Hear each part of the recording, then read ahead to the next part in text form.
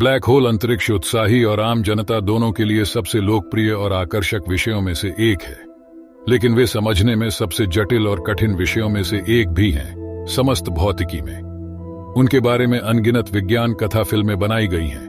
उनमें से अधिकतर ब्लैक होल को किसी तरह से समय को विकृत करने के लिए कहानी तत्व के रूप में उपयोग करते हैं। यदि आप किसी कॉफी शॉप या बार में गए और किसी अजनबी से ब्लैक होल के बारे में समझाने के लिए कहा, तो वे आपको इंटरस्टेलर का कुछ संक्षिप्त संस्करण दे सकते हैं, जिसमें बताया जाएगा कि जैसे जैसे आप ब्लैक होल के करीब आते हैं, समय कैसे धीमा हो जाता है। लेकिन इसकी संभावना कम है कि औसत व्यक्ति आपको यह समझा पाएगा कि ब्लैक होल के पास समय धीमा क्यों हो जाता है और यह वास्तव में ब्लैक होल के अंदर क्यों रुक जाता है।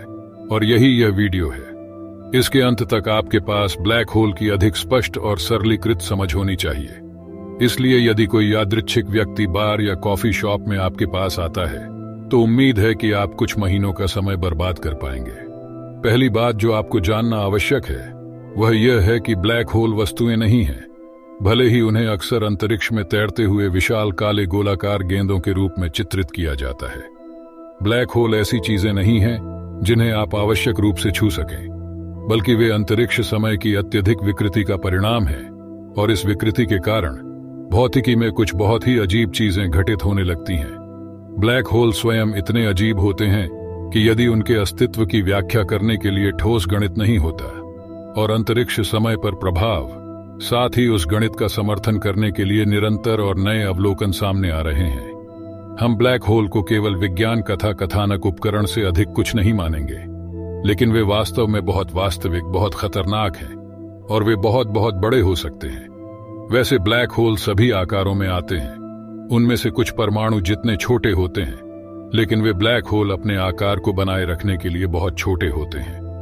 अपने आकार को बनाए रखने वाले सबसे छोटे झांत ब्लैक होल का द्रव्यमान हमारे सूर्य से लगभग 3 गुना अधिक है। इस माप को सौर द्रव्यमान भी कहा जाता है, लेकिन उनमें से सबसे बड़ा अरबों सौर द्रव्यमान तक पहुंच सकता है, जो हमारे पूरे सौर मंडल को आसानी से फिट कर सकता है। इसके अंदर उदाहरण के लिए अत्यंत विशाल ब्लैक होल टन 618 झांत ब्रह्मांड में सबसे बड़ा पुष्टिकृत ब्लैक होल है, और इसका द्रव्यमान 60 बिलियन सौर द्रव्यमान है। और संदर्भ के लिए वह छोटा सा बिंदु हमारे पूरे सौर मंडल के आकार का है। इंटरनेट आश्चर्यजनक रूप से इस सैद्धांतिक ब्लैक होल कीवर्ड से ग्रस्त है, जिसे यहां सिद्धांतबद्ध किया जा रहा है। यहां ब्लैक होल कीवर्ड का सिद्धांत दिया जा रहा है। वर्तमान में यह अनुमान लगाया गया है कि फीनिक्स 8 टन 618 से भी बड़ा है। फीनिक्स एक ब्लैक होल 100 अरब सौर द्रव्यमान जितना विशाल हो सकता है, लेकिन उस संख्या की अभी तक पुष्टि नहीं हुई है। आधिकारिक तौर पर फीनिक्स को शीर्ष पर रखने के लिए अधिक शोध किए जाने की आवश्यकता है उस ब्लैक होल सूची का। लेकिन जबकि ब्लैक होल आकार में भिन्न हो सकते हैं, वे कैसे बनते हैं यह वास्तव में बहुत ज्यादा मायने नहीं रखता है।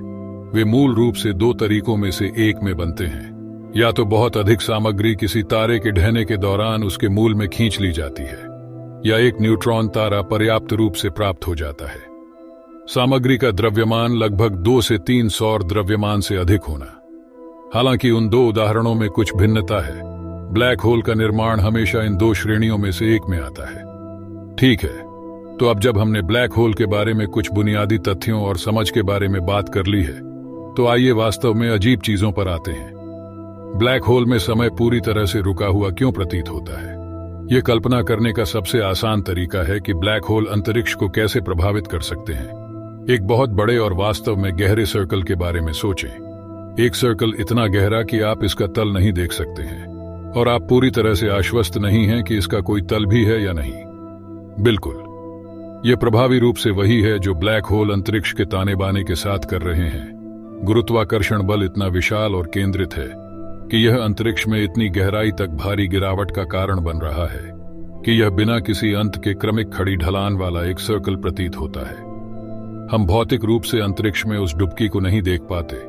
इसका कारण यह है कि वह सर्कल उच्चतर 4थे आयाम में मौजूद है, और हम चीजों को केवल 3रे आयाम में ही देख सकते हैं। ठीक उसी तरह जैसे कि यदि आप एक बास्केटबॉल को गिरा देते हैं, क्योंकि हम 3 आयामों में रहते हैं, तो आप इसे जमीन पर गिरते हुए, उछलते हुए और अपने हाथ में लौटते हुए देख पाएंगे, बिना यह माने कि बास्केटबॉल का आकार बिल्कुल बदल गया है। हालांकि यदि आपको कागज के ढड़ी टुकड़े पर गिरते हुए बास्केटबॉल का चित्र बनाना है तो आप गेंद को थोड़ा छोटा बनाते हैं ताकि ऐसा लगे कि यह आपसे दूर है और थोड़ा बड़ा है। यह दिखाने के लिए कि यह आपके करीब आ रही है, आपको ढड़ी स्थान में तीव्र गति का एहसास देने के लिए गेंद के आयामों को बदलना होगा। और कुछ ऐसा ही हो रहा है जब चौथे आयामी अंतरिक्ष में गति को हम में से उन लोगों द्वारा देखा जा रहा है जो केवल 3 आयामों में चीजों का निरीक्षण कर सकते हैं। जब कोई वस्तु उच्च चौथे आयामी विमान में घूम रही हो, वस्तु के आयामों को 3D स्पेस में बदलने के बजाय देखें। हम देख रहे हैं कि वस्तु के समय में हेरफेर किया जा रहा है। वस्तु धीमी होती या मिलती हुई दिखाई देगी। इसलिए यदि आप मेरी तरह एक दृश्य शिक्षार्थी हैं तो यह वह अनुभाग होगा जिस पर आप वास्तव में ध्यान देना चाहेंगे। इसलिए यदि आप कल्पना करें कि प्रकाश का एक फोटॉन अंतरिक्ष में 4 आयामों में इस डुबकी की ओर यात्रा कर रहा है तो आप देखेंगे कि वह फोटॉन उस डुबकी में नीचे चला गया। लेकिन 3 आयामों में यह लगभग वैसा ही है जैसे आप कागज के ढड़ी टुकड़े को देख रहे हों। जैसे जैसे फोटॉन अंतरिक्ष में नीचे की ओर यात्रा करता है, हम फोटॉन के आयामों को बदलने का अनुभव नहीं कर रहे हैं। ऐसा लगता है कि हमारे निचले आयाम पर होने के कारण प्रकाश धीमा हो रहा है, क्योंकि उस सफेद फोटॉन की गति बिल्कुल नहीं बदल रही है। केवल हमारी धारणा बदल रही है कि यह समय के साथ कैसे बातचीत कर रहा है। तो इसे फिर से कहें, अधिक सरल शब्दों में 2D परिप्रेक्ष्य से, चाहे वह प्रकाश फोटॉन हो या किसी व्यक्ति का शरीर ब्लैक होल में जा रहा हो, बाहरी पर्यवेक्षक कमोबेश प्रकाश या वस्तु को चौथे आयामी विमान में उतरते हुए देख रहा है।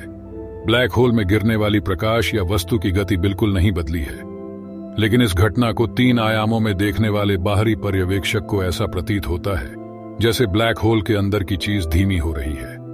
इस प्रकार ब्लैक होल अंतरिक्ष और समय दोनों में हेरफेर कर सकते हैं। यदि आप ब्लैक होल के करीब पहुंचने में सक्षम थे तो आप स्पेस टाइम में बने सर्कल में डुबकी लगाना शुरू कर देंगे, लेकिन समय आपको बिल्कुल भी अलग नहीं लगेगा। यह केवल उन लोगों को अलग लगेगा जो ब्लैक होल के पास नहीं है। इसका मतलब यह है कि ब्लैक होल का समय पर प्रभाव सापेक्ष होता है। ब्लैक होल के पास आपके लिए जो हो रहा है वह पृथ्वी पर किसी के लिए नहीं हो रहा है।